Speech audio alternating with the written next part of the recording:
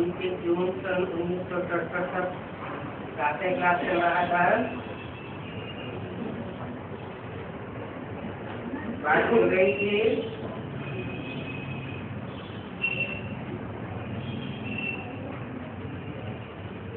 भले देवी देवता धर्म की स्थापना तो शिव बाबा करते हैं, फिर भी नाम तो है ब्रह्मा विष्णु शंकर त्रिदेव। भक्ति मार्ग में तो त्रिमूर्ति ब्रह्मा कह देते हैं। इसका भी फाउंडेशन कहाँ पड़ता है? ब्राह्मणों की संगमिली दुनिया में ही ब्रह्मा को 3 रूपों में मान लेते हैं। जैसा कि साक्षात्कार के द्वारा बनाए गए त्रिमूर्ति के चित्र में ब्रह्मा के ही 3 फीचर्स की कल्पना कर ली गई। अगर एक ही फीचर तीनों मूर्तियों में होता तो 3 मूर्ति क्यों कही जाए? तो एक मूर्ति ही कहना चाहिए।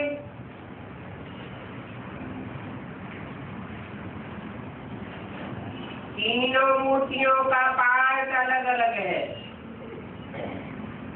टाइम अलग अलग है। ब्रह्मा के द्वारा ब्राह्मण धर्म की स्थापना पहला काम। जो ब्राह्मण पैदा होते हैं उनमें थोड़े अच्छे और बाकी रावण कुंभकर्ण मेघनाथ जैसे ब्राह्मण तैयार होते हैं। उन आसुरी ब्राह्मणों का विनाश करने के लिए, उनकी आसुरियत का विनाश करने के लिए शिव को ब्रह्मा का रूप त्यागना पड़ता है। वो रूप त्यागना पड़ता है जिसने माँ के रूप में अकूट प्यार दिया, अकूट सहन शक्ति का परिचय दिया। वो ब्रह्मा की मूर्ति के रूप में पार्ट बजाने वाली और कोई शख्सियत दुनिया में नहीं है, न होगी, न हुई थी। जो माँ का काम विशेष होता है सहनशीलता पूर्वक बच्चों की पालना करना। बच्चे चाहे जैसे हो, तो वो ब्रह्मा की मूर्ति के द्वारा पार्ट बजाने का टाइम अलग, वो मूर्ति अलग। फिर आसुरी ब्राह्मणों का पत्ता साफ करने के लिए, उनके असुरपना को खत्म करने के लिए शिव की दूसरी मूर्ति कार्य करती है। उसे कहते हैं शंकर द्वारा आसुरी ब्राह्मणों की सृष्टि का विनाश, जिसकी घोषणा सन 76 में की गई थी। घोषणा तो सन 66 में हुई थी, लेकिन प्रैक्टिकल शुरुआत की घोषणा सन 76 से की गई। 76 से ब्राह्मणों की संगमिली दुनिया में विघटन का काम शुरू हो गया। विनाश कोई चुटकी बजाते होने की चीज नहीं है, टाइम लगता है। काम का आरंभ होने में, मध्य होने में, अंत होने में टाइम लगता है। तो 30-33 साल ब्रह्मा के द्वारा पहली मूर्ति के द्वारा ब्राह्मण धर्म की स्थापना, दूसरी मूर्ति के द्वारा आसुरी ब्राह्मणों की आसुरियत का काट, खंडन, उसमें सारे धर्मों का खंडन आ जाता है। वो टाइम अलग हो जाता है, मूर्ति अलग हो जाती है। बाद में 30-33 साल आते हैं तीसरी मूर्ति का पार्ट बजाने के लिए। वो तीसरी मूर्ति इन दोनों मूर्तियों और इनकी सहयोगिनी शक्तियों का कॉम्बिनेशन है, स्वभाव संस्कार का। उनमें कोई विशेष ऐसी आत्मा भी है जो बैलेंस का खास पार्ट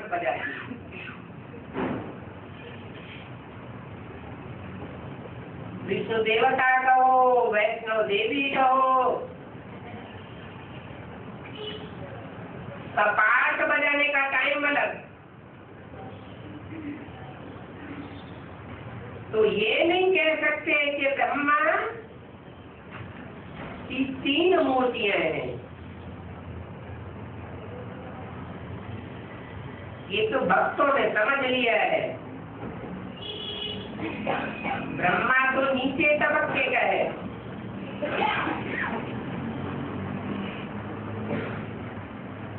ब्रह्मा तो विष्णु बन सकता है, लेकिन शंकर नहीं बन सकता।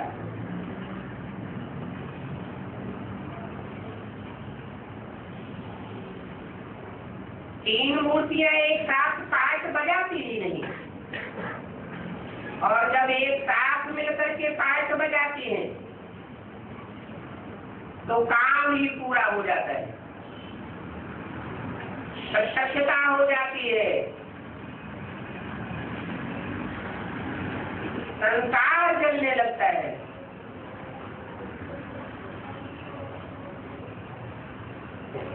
ऐसे करोड़ देवताओं के बीच में ये 3 मूर्तियां ही विशेष है।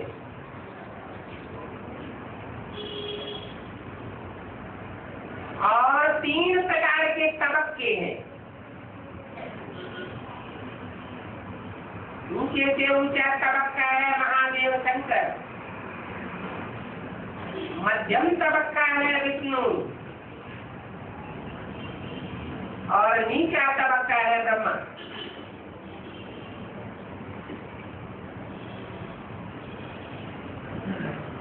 शिव शंकर भोलेनाथ ही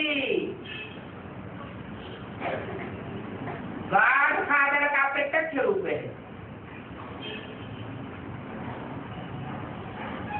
विष्णु देवता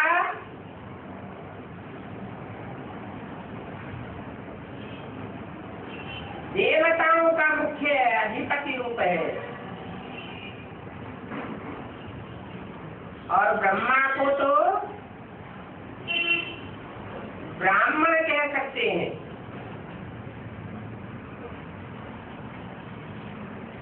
ब्राह्मण मनुष्य ही होते हैं। ब्राह्मण जब तक अधूरे हैं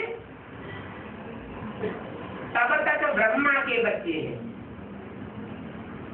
जब ब्राह्मण और ब्रह्मा संपूर्ण बनते हैं तो ब्रह्मा का दिन तो विष्णु का दिन शुरू हो जाता है। ब्रह्मा देव कोटि की तेज नहीं है, और उनको दाढ़ी मूछने के लिए दिखाई गई है।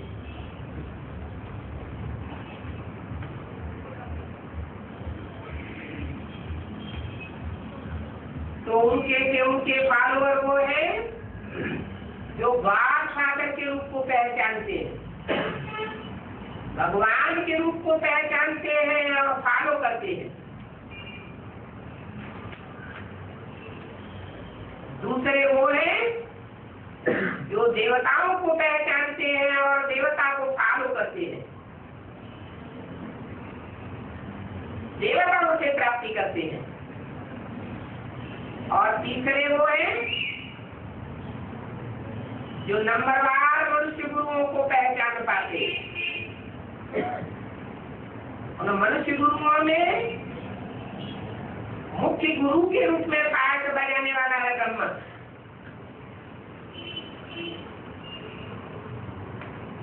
जो ब्राह्मण शक्ति का मुखिया है। संपन्न जो ब्राह्मण बनते हैं सो देवता कहे जाते हैं।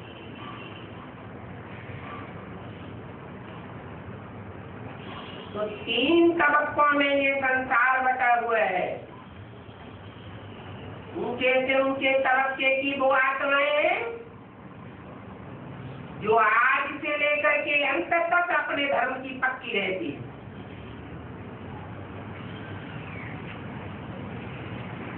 जब लास्ट जन्म की बात छोड़ दी जाए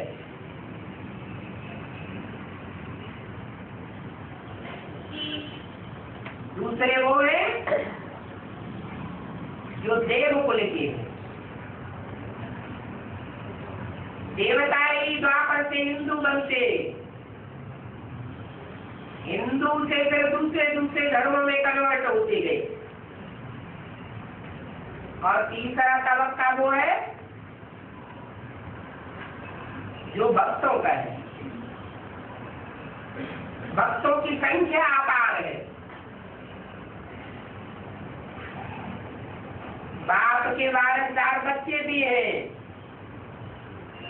जो रुद्रमाला कही जाती है।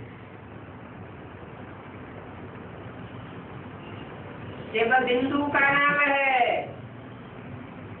जब रौद्र रूपधारी में प्रवेश करता है तो रुद्र कहा जाता है। रुद्र ज्ञान यज्ञ कहा जाता है। रुद्र के द्वारा ही रुद्र यज्ञ की शुरुआत होती है। रुद्रमाला के मायके ही जन्म जन्मांतर के राजा बनने के अधिकारी बनते हैं। फिर जो ब्रह्मा से विष्णु बनने वाले हैं या विष्णु को फॉलो करने वाले हैं,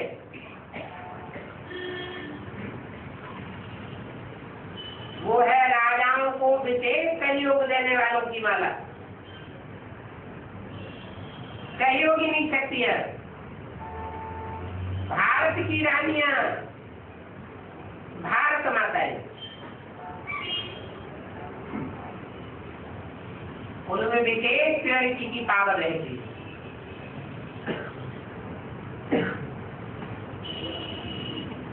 ऐसी पावर रहती है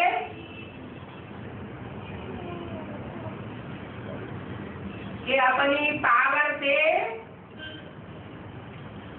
रुद्रमाला के जो लगड़े हैं उनको भी विजय दिलाने के निमित्त बनती है। नहीं तो 5 विकारों के ऊपर विजय पाना उनके भी बस की बात नहीं। बल उनका गुरु ऊंचे से ऊंचा सरकार है, लेकिन माता गुरु जब तक न बने तब तक उनका भी उद्धार नहीं हो सकता।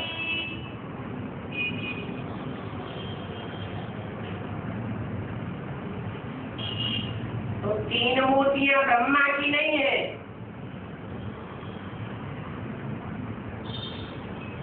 जो बाबा की 3 मूर्तियां हैं।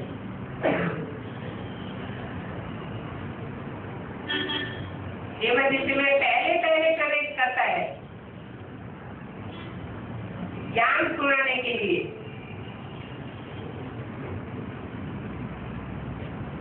ये वो हुआ बाप, और जिसमें प्रवेश करता है पहले वो हुआ ब्रह्मा।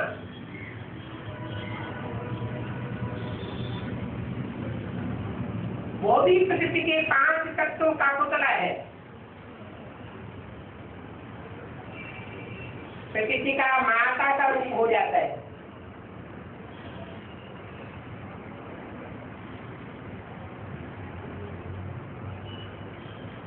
बाद में प्रजापिता ब्रह्मा कहा जाता है। प्रजापिता ब्रह्मा की औलाद ब्रह्मा कुमार कुमारी कही जाती है। उनमें मुख्य कार्य करता है ब्रह्मा। दादा लेखराज जिसका नाम पड़ता है, कृष्ण की सोल जो सत्य रूपी रंगमंच का पहला पत्ता है,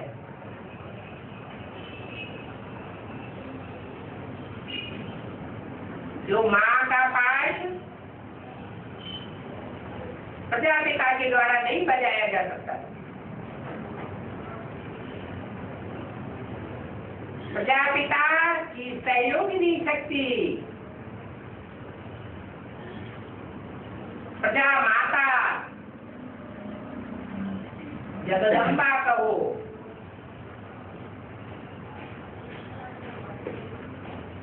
प्रकृति का विशेष रूप कहो, वो भी माता का वो कष्ट पार से नहीं बजाय पाती। जो सहन शक्ति को धारण करे और हर धर्म से चुनी हुई विशेष आत्माओं को, जो 9 वर्ष के ब्राह्मण तैयार होते हैं, उनको सहनशीलता पूर्वक पालना दे सके। माँ जो कार्य नहीं कर पाती, वो बाप और माँ का बच्चा करता है।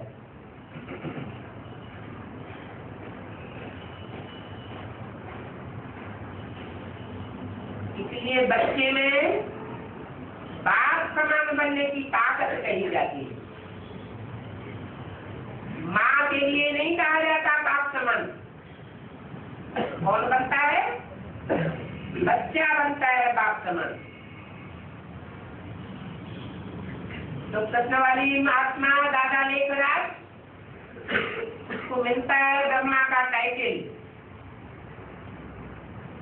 माँ का टाइटल, माँ का कार्य वो अपने कंधों पर धारण करता है और सारे जगत से चुने हुए हर धर्म की विशेष आत्माओं को, श्रेष्ठ आत्माओं को अपनी गोद में पालना देता है।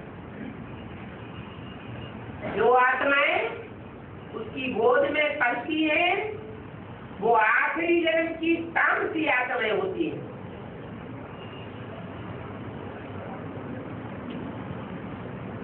चंद्रवंश से लेकर के और आखिरी गिरे से गिरे धर्मों की आत्माएं होती है।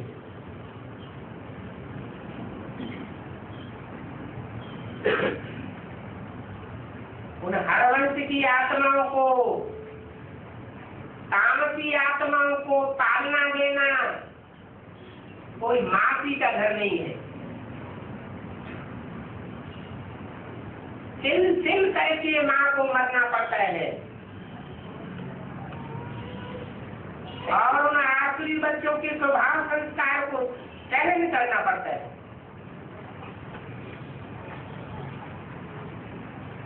खुद कर्म करके दिखाना, बच्चे क्या कर्म करते हैं ये नहीं देखना। बच्चों को अच्छे ही अच्छे रूप में देखना, बच्चों का भविष्य देखना, कल्प पूर्व के स्वरूप की याद दिलाना,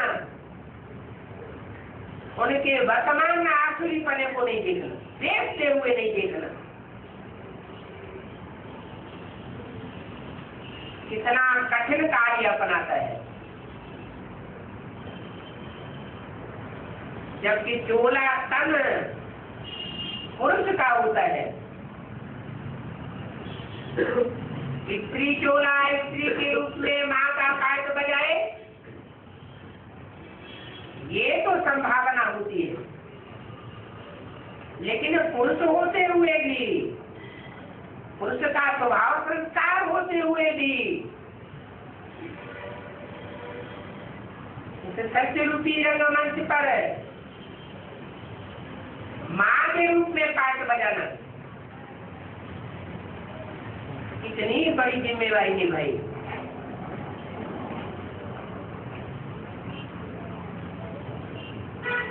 इसलिए जो ब्रह्मा जैसी कैटेगरी की आत्माएं होती है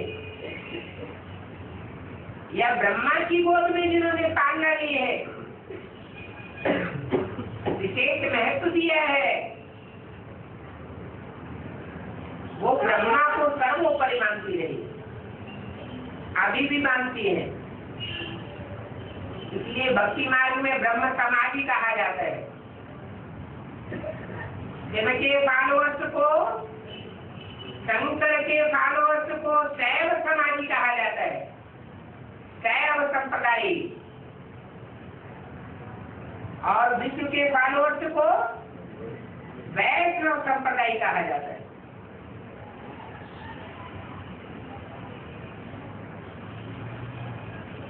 केवल शंकर भोलेनाथ के जो फॉलोअर्स हैं कड़क स्वभाव वाले।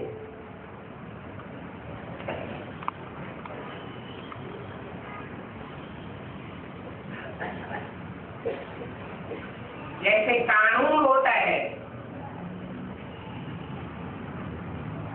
कानून बहुत कड़क होता है।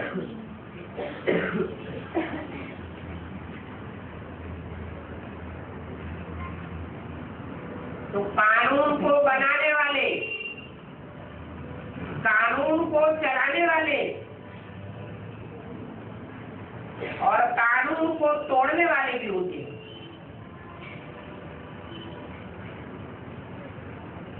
ज्यादा शक्तिशाली कौन होता है?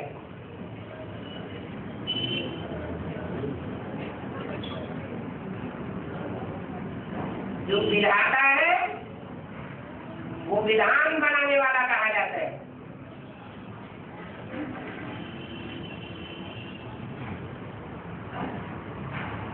परमात्मा सेवक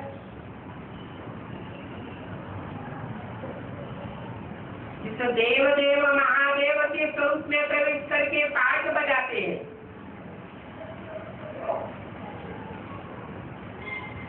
वो है असली विधाता।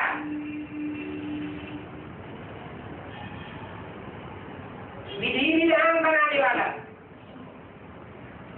जो असली विधाता है या होता है, वो अपने बनाए हुए विधान को तोड़ता नहीं है।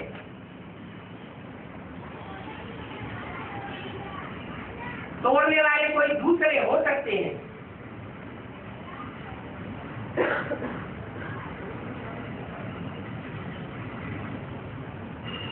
विधि विधाता और विधान, विधान कहा जाता है कॉन्स्टिट्यूशन को।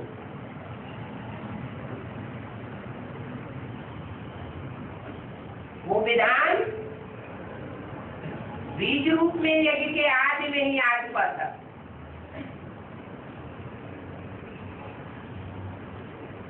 जिसे प्यू की वाणी कहा गया,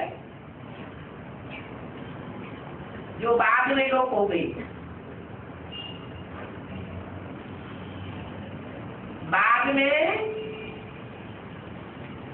दादा लेखराज ब्रह्मा के मुख से जो वाणी चली, वो वेदवाणी बनकर हमारे सामने आई।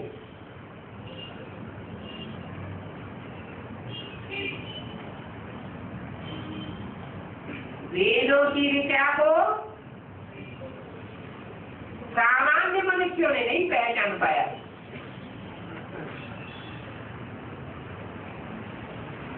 ऊपर ऊपर पढ़ना, ऊपर ऊपर सुनना,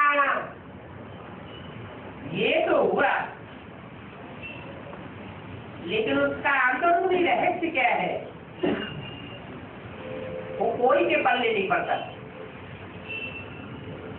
इसलिए कहते हैं या समझ है कवि या समझ है रवि। यज्ञ के आज में जिस व्यक्तित्व के द्वारा जो ज्ञान का बीजारोपण किया था वो तो चला गया, उसके नजदीकी जो फॉलोअर्स थे वो भी चले गए। बाद में आने वाले चंद्रवंशी, इस्लामवंशी, बौद्धी और क्रिश्चियनवंशी,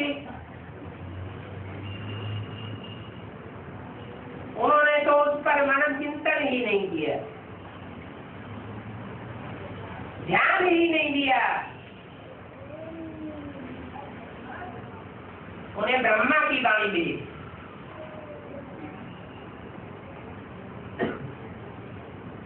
वो वाणी भी मात्र प्रधान वाणी, उसमें संसार के सारे रहस्य भरे हुए हैं, परंतु उन रहस्यों को खोलने के लिए भी परमात्मा शिव को रूप धारण करना पड़ता है। और वो रूप है बाप, ईश्वर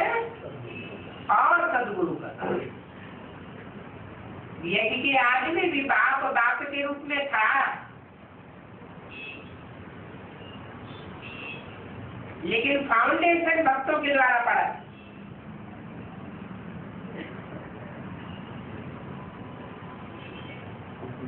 पूरा ज्ञान न होने के कारण या कारण वो बच्चे टूट पड़े,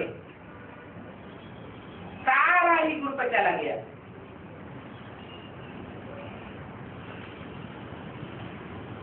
गीता में तो लिखा हुआ है, जो ब्राह्मणत्व लेकर के एक बार धारणा कर लेता है, ब्राह्मण जन्म ले लेता है, बल शरीर छोड़ दे, तो भी अगले जन्म में उसका ब्राह्मणत्व ऐड हो जाता है, पुरुषार्थ ऐड हो जाता है। वो यज्ञ के आज के बच्चे ब्रह्मा और सरस्वती के शरीर छोड़ने के बाद इसी ज्ञानी की में प्रवेश कर जाते हैं।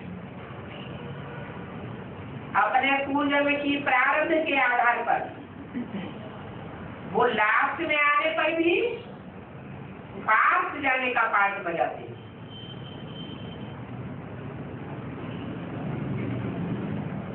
यज्ञ के आज में भी रुद्र ज्ञान यज्ञ से रुद्र का रौद्र रूप होने के कारण विनाश द्वारा प्रतिष्ठित हुई थी।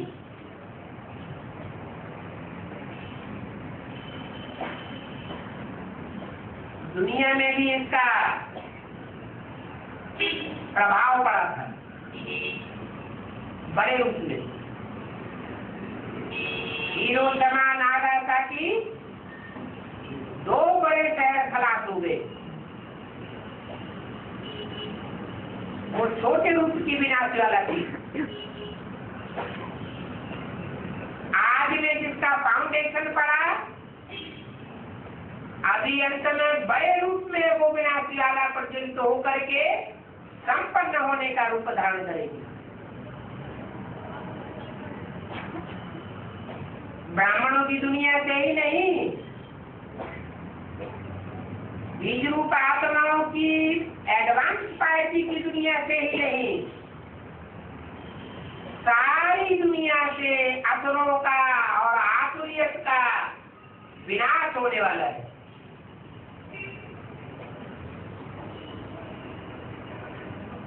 और ये विनाश बहुत दूर नहीं है। पहली मूर्ति प्रत्यक्ष हो गई, उसका कार्य प्रत्यक्ष हो गया। दूसरी मूर्ति भी अपने बच्चों के बीच में प्रत्यक्ष हो गई। जो नंबरवार 4.5 लाख बीज रूप आत्मा है,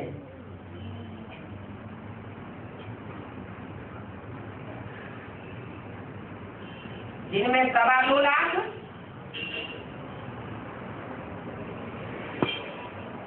पुरुष स्वभाव संस्कार वाली है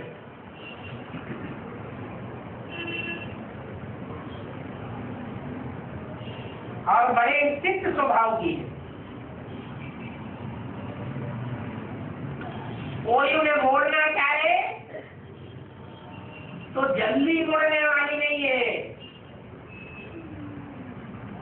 मोड़ने वाली है। कोई और उनको मोड़ नहीं सकता। इसलिए रुद्र की माला में रुद्राक्ष के मणके दिखाए जाते हैं, कड़क मणके होते हैं। उनमें मुख बने होते हैं,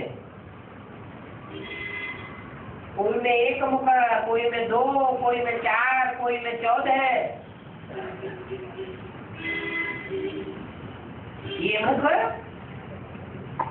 प्रवेश का किया गया। ब्रह्मा सरस्वती जैसी आत्माएं जो शरीर छोड़ने के बाद दूसरा जन्म धारण नहीं करती, जिन्हें बेसिक नॉलेज पर अकल निश्चय हो जाता है,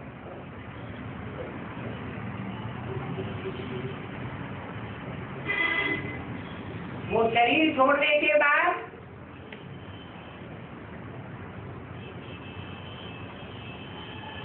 इंस्पिरेटिंग पार्टी के रूप धारण करके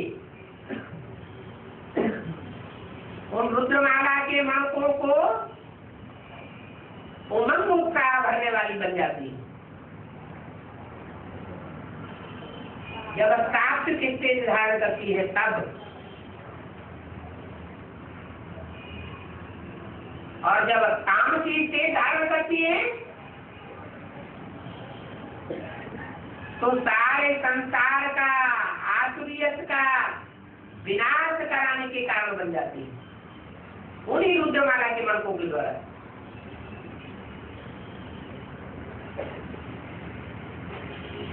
उनके बुद्धरूपी पेट में प्रवेश करती है,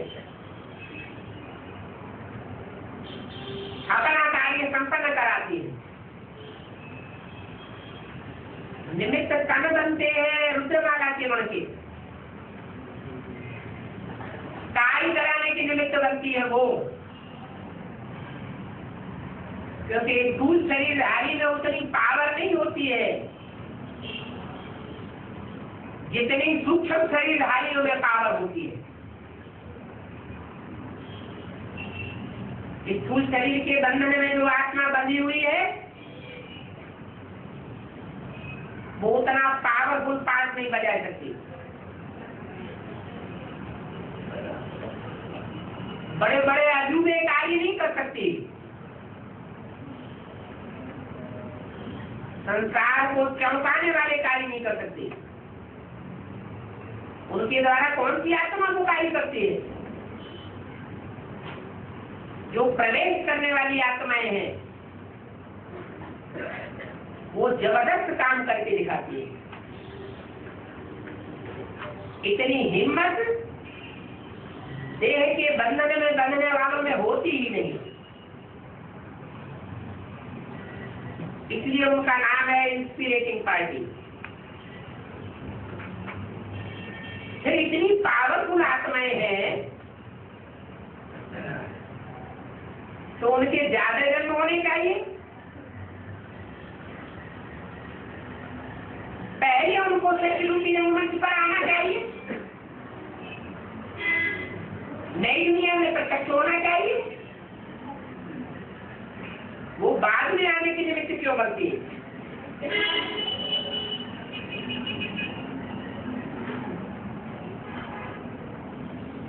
जब क्यों में जाग सी सकती है।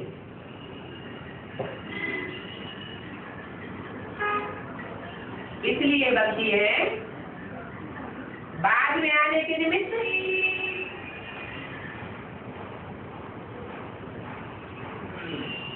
कि बौद्धिक पावर उनमें उतनी नहीं होती जो ज्ञान की गहराइयों को पूरा पूरा समझ सके। स्थूल शरीर का बंधन न होने के कारण, सूक्ष्म शरीर के द्वारा पाठ बजाने के कारण उनमें पावर तो ज्यादा है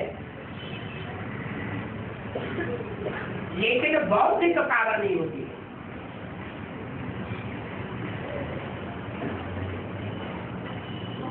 बौद्धिक पावर जिसमें जाती होगी वो ही मन को कंट्रोल कर सकेगा।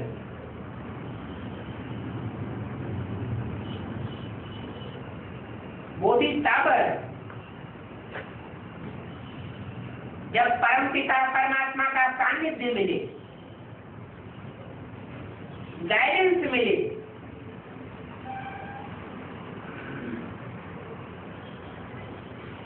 परमात्मा शिव के सानिध्य को प्रैक्टिकल में प्राप्त करने वाले शरीरधारी बच्चे होते हैं।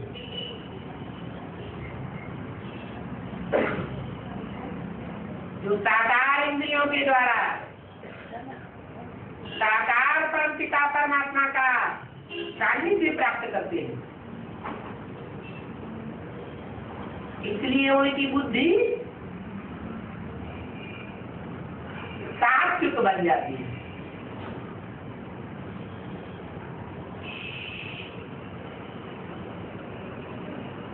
संग के रंग के आधार पर ही परिवर्तन होता है। उसमें भी जितनी ऊंच से ऊंच एक ही लगन होती है, उतनी बुद्धि पावरफुल बनती है। लगन कम है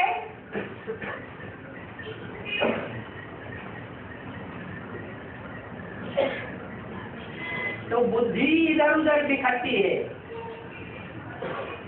विकारी बनती है, औरों का संग लेने के कारण नंबरवार बन जाती है। जो बुद्धि में सात्विकता आनी चाहिए वो सात्विकता नहीं होती।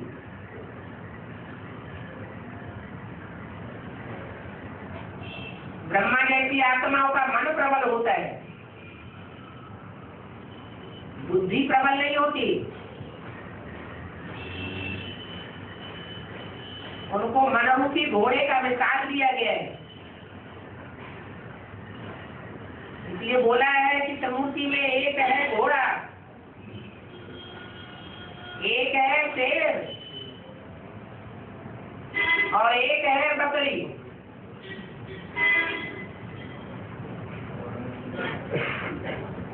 मनोमुखी घोड़ा कहा जाता है। घोड़े की लगाम अगर ढीली कर दी जाए, बुद्धि ही लगाम है,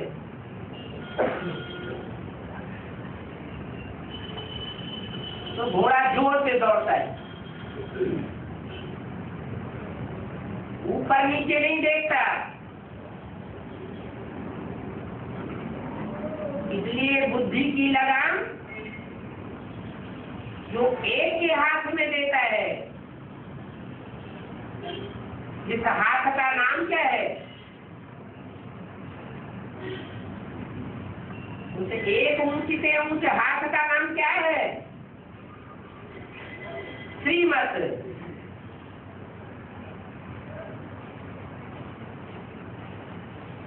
वो मन रूपी घोड़ा उसके कंट्रोल में आ जाता है। कोई पहले कंट्रोल में लेता है और कोई बाद में कंट्रोल में लेता है। इसकी एक में लगन और संग तोड़, एक संग जोड़, सतत इसी प्रयास में लगा रहता है, पुरुषार्थ में लगा रहता है। उसकी बुद्धि सात्विक बन जाती है। जो सात्विक बुद्धि है उन सूक्ष्म शरीरधारियों को ऊपर कंट्रोल कर लेती है।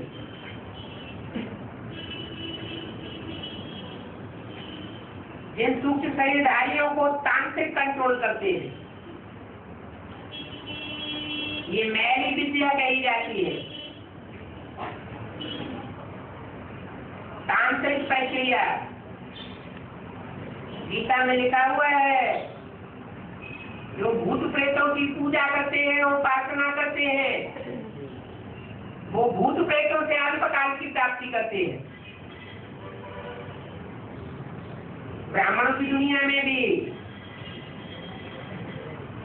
ऐसे भूत प्रेतों को मानने वाले हैं, जिनका भगवान के ऊपर निश्चय नहीं बैठता, भगवान को पहचान ही नहीं पाती।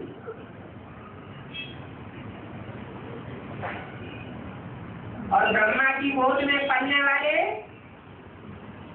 जो और भी धर्मी आत्माएं हैं, क्रिश्चियन, इस्लामी, बौद्ध आदि, वो सारे फरिश्ताओं को मानने वाले।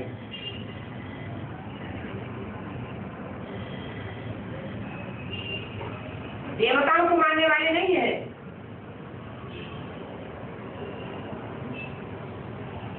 सात्विक रूप है फरिश्ता और उनका तामसी रूप बनता है भूत प्रेत। बिल्कुल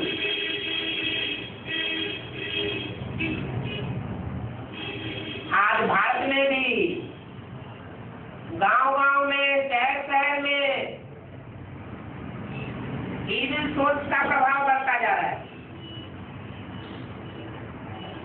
सिर्फ है।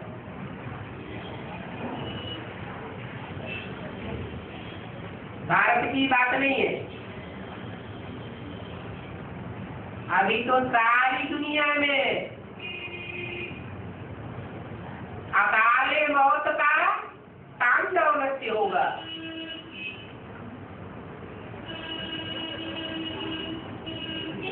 ढेर के ढेर अकाले मौत में शरीर छोड़ेंगे और सूक्ष्म शरीर धारण करते जाएंगे।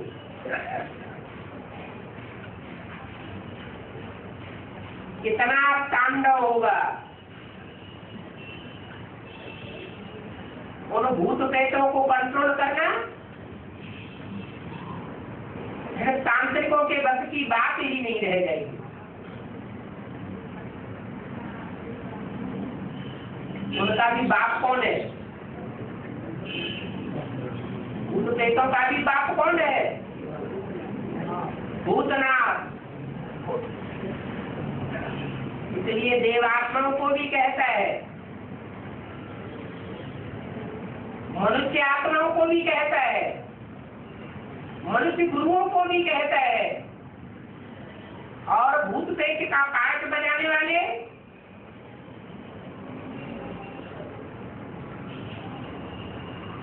जो भूत प्रेत योनि की आत्माएं हैं उनको भी कहता है। सारी दुनिया उसके बच्चे हैं। उन बच्चों को वार्निंग देता है। क्या वार्निंग देता है? बच्चे, तुम्हारा बाप आया हुआ है। ऐसे नहीं कि वो स्थापनाकारियों का ही बाप है या पालनाकारियों का ही बाप है। विष्णु जैसा सौम्य पाठ बजाने वालों का ही बाप है। वो भूत प्रेतों का भी बाप है। भूतनाथ उसका टाइटल है। इसलिए भक्तों ने तो ब्रह्मा की 3 मूर्तियां बना दी हैं। त्रिमूर्ति ब्रह्मा कह देते हैं, लेकिन वास्तव में त्रिमूर्ति का पाठ बजाने वाला मैं हूं।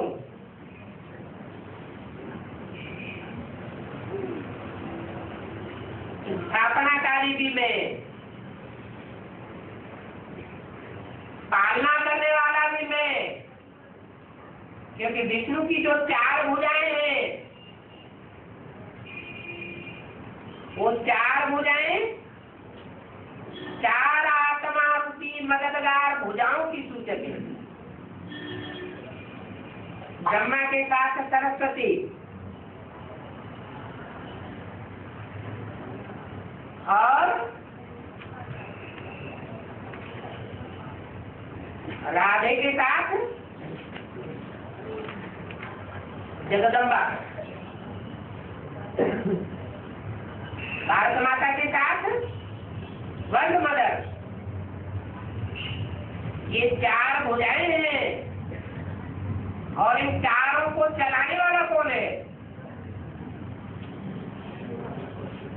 जिसको कहा जाता है शिव बाबा। भुजाएं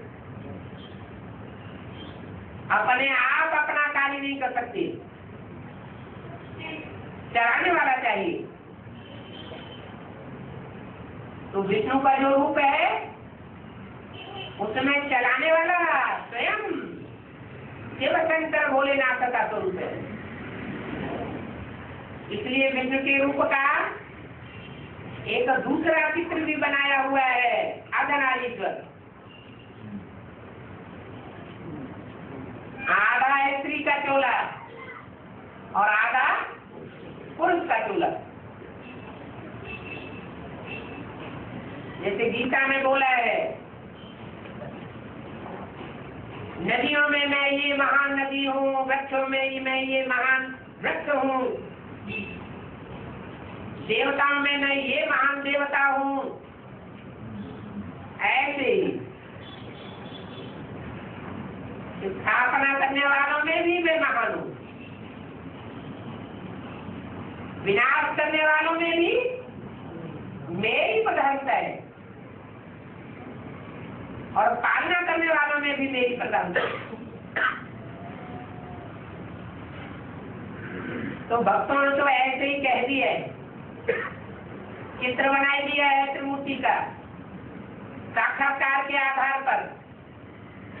साक्षात्कार करने वाले दूसरे होते हैं, बनाने वाले चित्रकार दूसरे होते हैं, उनको गाइडेंस देने वाले दूसरे होते हैं, तो वो चित्र एक्यूरेट नहीं तैयार हो सकते।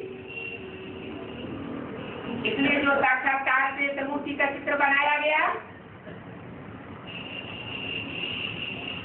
उनमें तीनों ही फीचर्स ब्रह्मा के लगा दिए गए।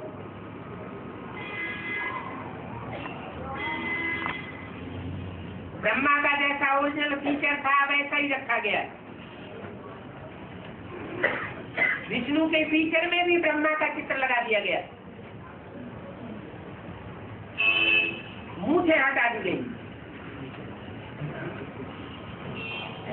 और शंकर के चित्र में भी ब्रह्मा का फीचर लगा दिया गया।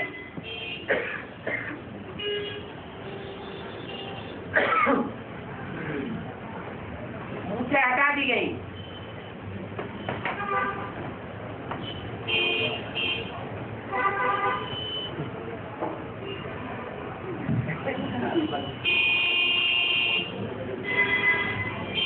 तो तीनों ही मूर्तियों में ब्रह्मा का फीचर डाल दिया। डालने वाले ब्रह्मा के पुजारी थे,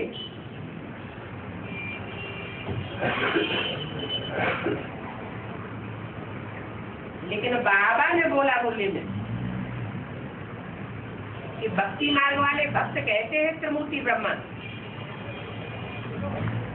वास्तव में त्रिमूर्ति ब्रह्मा की नहीं है, तीन मूर्तियां। तीन मूर्तियां मेरी हैं।